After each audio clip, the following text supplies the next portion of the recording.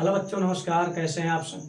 I hope आप अच्छे होंगे और अपनी तैयारी को बेहतर कर रहे होंगे। आज की इस वीडियो में हम लोग देखने वाले हैं verb to be. Verb to be जो है ये स्टूडेंट्स के दिमाग से बहुत ही कॉम्प्लिकेटेड माना गया है। हालांकि उतना कॉम्प्लिकेटेड है नहीं जितना आप समझते हैं। अगर आपको लग भी रहा होगा तो आज की इस वीडियो के बाद बहुत ही आसान हो जाएगा। तो देखते हैं वर्ब टू बी क्या होता है। सबसे पहले देख लेते हैं वर्ब टू बी। तो वर्ब टू बी के जो फॉर्म्स होते हैं वो कितने फॉर्म हैं? 8 फॉर्म्स हैं। सबसे पहले आता है हमारा इज, दूसरा एम और उसके बाद आता है आर। इज एम आर, और इज एम आर का यूज हम कहाँ करते हैं? तो इसका हम यूज करेंगे प्रेजेंट टेंस में। कहाँ पर? प्रेजेंट टेंस में। और उसी के बाद हमारा दूसरा आता है, क्या आता है? वाज और वर। वाज और वर का प्रयोग हम किसमें करते हैं? पास्ट टेंस में करते हैं। और इसके टोटल 8 फॉर्म्स होते हैं। उसके बाद हमारा आता है बी, बीन और बीइंग। इनका यूज हम कहाँ करते हैं? तो बी का यूज तो हम शैल बी, विल बी के साथ यूज करते ही करते हैं फ्यूचर में, फ्यूचर कॉन्टिन्यूअस के साथ और फ्यूचर इंडेफिनिट की पैसिव बनाते समय। बीइंग का यूज हम कब करते हैं? जब हमारा कोई भी परफेक्ट टेंस का हो, जब उसकी पैसिव बनी हो, जैसे कि प्रेजेंट परफेक्ट की पैसिव हो, पास्ट परफेक्ट की पैसिव हो, या फिर फ्यूचर परफेक्ट की पैसिव हो। और हमारा एक बीइंग तब आता है जब वो परफेक्ट कॉन्टिन्यूअस हो। क्या हो? परफेक्ट कॉन्टिन्यूअस हो। उसके बाद आता है हमारा बीइंग। बीइंग का प्रयोग हम कॉन्टिन्यूअस की पैसिव में बनाते हैं, जैसे कि प्रेजेंट कॉन्टिन्यूअस की पैसिव है या पास्ट कॉन्टिन्यूअस की पैसिव है। फ्यूचर कॉन्टिन्यूअस की पैसिव बनती नहीं है, आप जानते होंगे। अगर आपको नहीं पता है तो जब हम पैसिव वाली वीडियो लाएंगे तो उसमें पूरा क्लेरिफाई कर देंगे। और बीइंग का प्रयोग कहाँ पे होता है? एक आप सुने होंगे या जानते होंगे, नॉमिनेटिव एब्सोल्यूट के तौर पे भी होता है। तो ये टोटल कितने पार्ट्स हैं? 8 पार्ट्स हैं। अब इज एम आर, सबसे पहले हम देख लेते हैं इज एम आर जो हमारा है वो किस प्रकार से काम कर रहा है? लिंकिंग वर्ब के रूप में। किस रूप में? Linking verb. यानी इसे हम लिंकिंग वर्ब कब कहेंगे? क्या? Linking verb.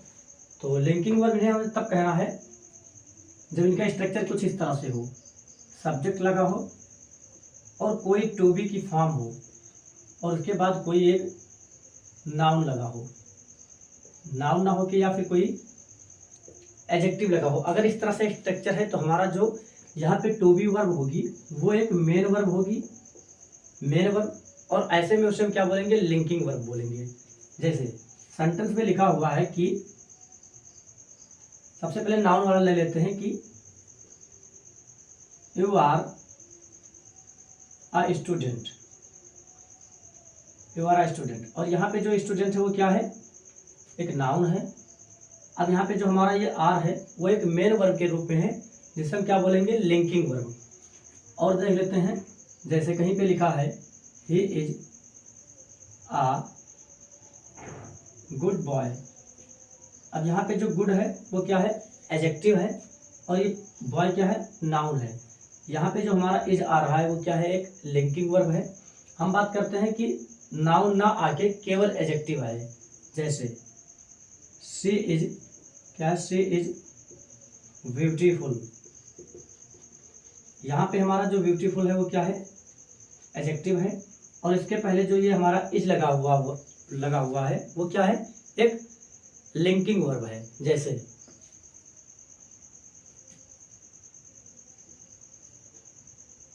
हम बोल सकते हैं कि this is my book, this is my book. यहाँ पे जो हमारा इज के है वो क्या है? एक लिंकिंग वर्ब है। तो आप समझ गए होंगे कि हमें लिंकिंग वर्ब कब बोलना है? जब टू बी वर्ब यानी is am are was verb के तुरंत बाद कोई मेन वर्ब ना हो के, यानी इनके साथ कोई और वर्ब ना हो, इनके तुरंत बाद में या क्या है? कोई नाउन आ जाए या कोई एडजेक्टिव आ जाए, तो आप क्या बोलेंगे? लिंकिंग वर्ब या फिर मेन वर्ब। और लिंकिंग वर्ब को ही हम नोशनल वर्ब के नाम से भी जानते हैं। किस नाम से? नोशनल वर्ब से। यहाँ हम लिख दे रहे हैं नोशनल, नोशनल वर्ब। ठीक।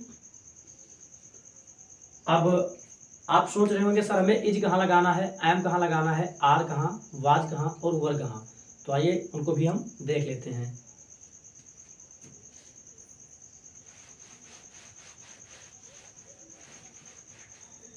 तो सबसे पहले आप ये देख लें कि जो भी हमारा है क्या है, इज है, ये किसके साथ आएगा प्रेजेंट में, ही, सी, इट और कोई भी सिंगुलर नाउन हो, या ऐसे आप जान सकते हैं सिंगुलर क्या हो, सिंगुलर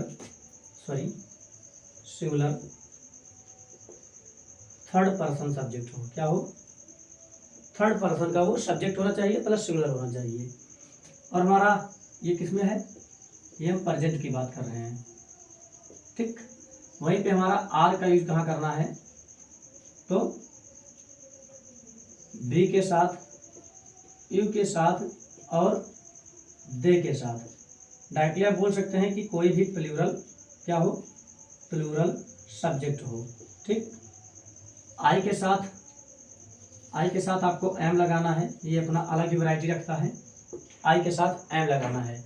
वही अगर हम पास्ट की बात करते हैं, तो अगर हम पास्ट की बात करें, किसकी, पास्ट की, तो पास्ट में क्या है हमारा, जितने भी हमारे क्या हैं सिंगुलर सब्जेक्ट हैं, सिंगुलर मतलब आई और ही, सी, इट या फिर कोई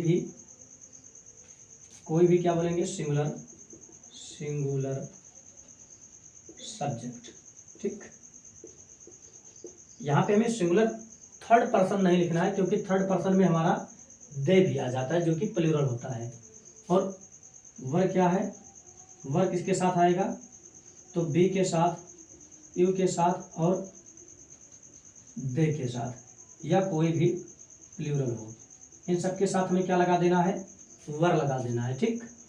अब आप सोच रहे होंगे सर ये बताइए कि जो हमारा आई है वो सिंगुलर है या प्लूरल, तो आपको मैं स्पष्ट कर दूं, बता दूं कि जो हमारा आई है वो सिंगुलर सब्जेक्ट तो है लेकिन थर्ड पर्सन नहीं है, यानी कि वो सब्जेक्ट जो है आई वो सिंगुलर तो है लेकिन क्या नहीं है, थर्ड पर्सन नहीं है। इसलिए ये अपनी वैरायटी बार बार चेंज करता रहता है, कभी आई के साथ एम दिखता है आपको, या फिर कभी आई के साथ वाज दिखता है, और कभी आई के साथ आपको हैव दिखाई देता है, ठीक। आइए देखते हैं आगे।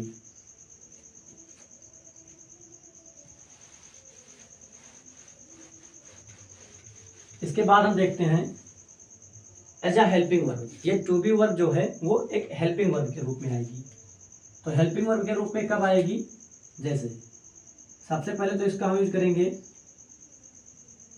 कॉन्टिन्यूअस टेंस में, कॉन्टिन्यूअस, या फिर आप बोल सकते हैं प्रोग्रेसिव, या आप बोल सकते हैं इम्परफेक्ट, क्या बोल सकते हैं, इम्परफेक्ट। इन टेंसेस में आपको क्या दिखाई देगा, ये जो हमारी टू बी वर्ब होंगी वो एज अ हेल्पिंग वर्ब या फिर एज एन एक्सिलरी वर्ब। जैसे I am teaching you, I am teaching you, यहाँ पे जो हमारा आई एम है वो क्या है, एक हेल्पिंग वर्ब है, या फिर आप बोल सकते हैं एक एक्सिलरी वर्ब है। क्या है, हेल्पिंग वर्ब है या एक्सिलरी वर्ब है। अब आप सोच रहे होंगे सर हमें कैसे पता चले कि ये हेल्पिंग वर्ब या एक्सिलरी वर्ब है। तो जो हमारी हेल्पिंग वर्ब होगी, जैसे हम किसका हेल्प करेंगे, अपने ही समान किसी दूसरे व्यक्ति की करेंगे जो हमसे क्या होंगे, बड़े होंगे, अर्थात वो हमसे मेन होंगे, उसकी हम क्या करेंगे, उनकी क्या करेंगे, हेल्प करेंगे। ऐसे ही जो वर्ब होगी उन्हें हेल्पिंग वर्ब हम तभी कहेंगे जब ये अपने से किसी बड़ी वर्ब की क्या करेंगी, सहायता करेंगी, जिसको हम सहायक क्रिया के नाम से जानते हैं। तो ये जो हमारी है टीचिंग वो क्या है, मेन वर्ब है। क्या है, मेन वर्ब। और जो हमारी आई एम है वो क्या है, आई एम हेल्पिंग वर्ब। जैसे दूसरा कह सकते हैं he is going to attend the class, he is going to attend the class. यहाँ पे जो हमारा इज है वो क्या है, हेल्पिंग वर्ब, और जो हमारा गोइंग है वो क्या है, मेन वर्ब है। वही हम बात करते हैं पास्ट में, जैसे ही वाज, क्या है, ही वाज टेकिंग, या ही वाज स्मोकिंग कर देते हैं, he was smoking, he was smoking a cigarette when I met him. जब मैं उससे मिला तो वो क्या कर रहा था, सिगरेट पी रहा था। तो यहाँ पे जो हमारा वाज है वो क्या है, हेल्पिंग वर्ब, और स्मोक क्या है, स्मोकिंग, वो क्या है, मेन वर्ब। ठीक, तो अब आप समझ गए होंगे कि सर हमें हेल्पिंग वर्ब कब कहना है। तो हेल्पिंग वर्ब आपको तभी कहना है जब इसके बाद में कोई एक क्या दिख जाए, मेन वर्ब दिख जाए। ठीक है, और उसके बाद हमारा आता है टू बी विद इन्फिनेटिव। तो वो भी हम देखेंगे कि इन्फिनेटिव के साथ ये कैसे आते हैं।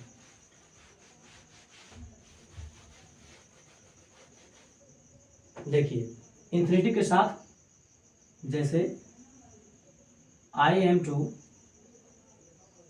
To go to market, means I am to go to market, मुझे बाजार जाना है।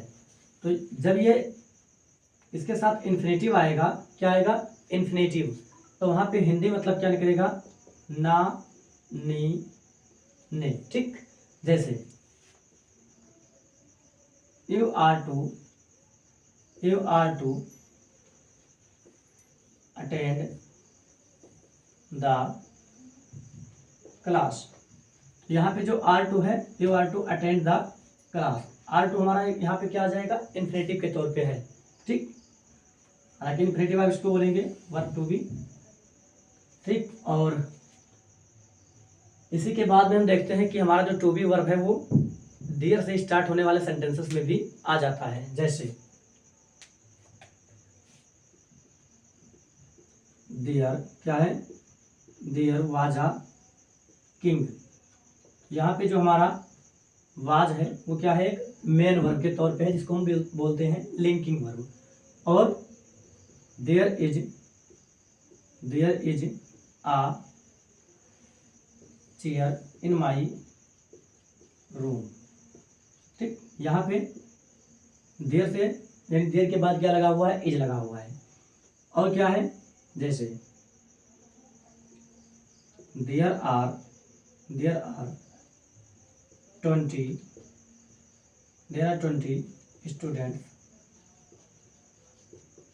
Students in my class. यहाँ पे क्या है, देयर के बाद आर लगा हुआ है।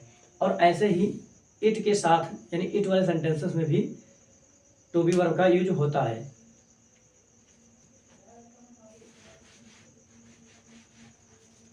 जैसे अगर हमारा कोई सेंटेंस किससे स्टार्ट हो रहा है, इट से, हम बोल सकते हैं it is easy to find fault, it is easy to find fault with others। यानी कि दूसरों में गलतियां निकालना या दूसरों में गलतियां ढूंढना आसान है। तो यहाँ पे जो इट से स्टार्ट हो रहा है उसी के साथ में क्या लगा हुआ है, इज लगा हुआ है। जैसे इट इज नॉट पॉसिबल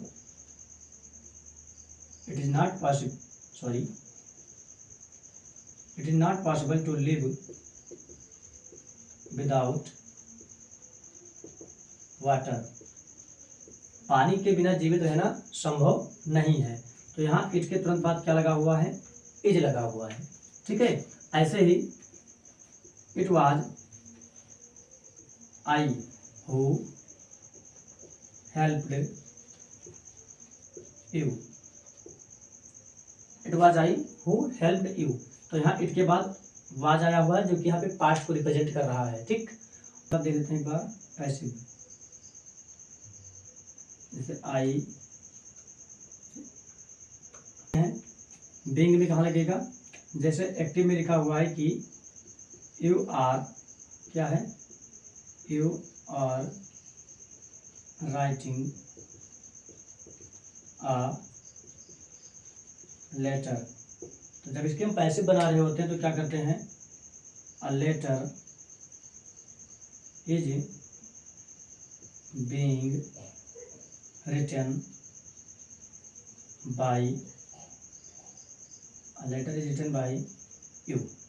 ठीक है, तो आप पैसिव का तो जानते होंगे, अगर नहीं पता है तो पैसिव की जब हम डिटेल में वीडियो डालेंगे तो वहाँ से आप वॉच कर लेना उसको। अब हम देखते हैं बी के बाद हमारा बीइंग हो गया, और उसके बाद जो हमारी आती है वो आती है बीन। बीन का यूज हमें कब, कहाँ और कैसे करना है।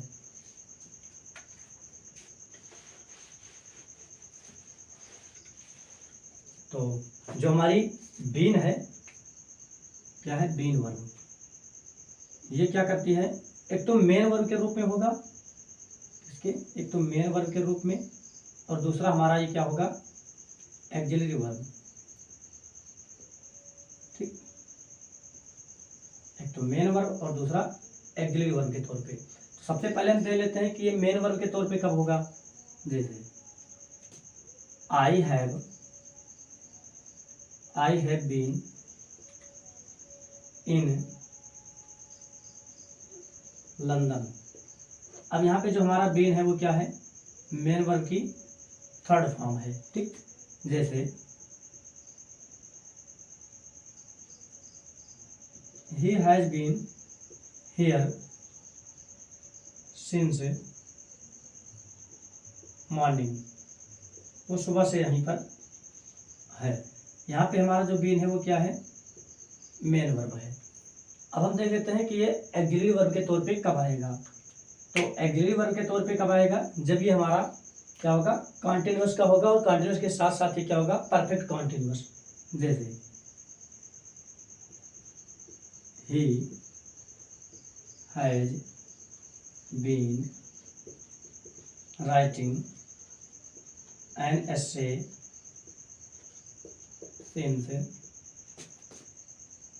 since 2 o'clock।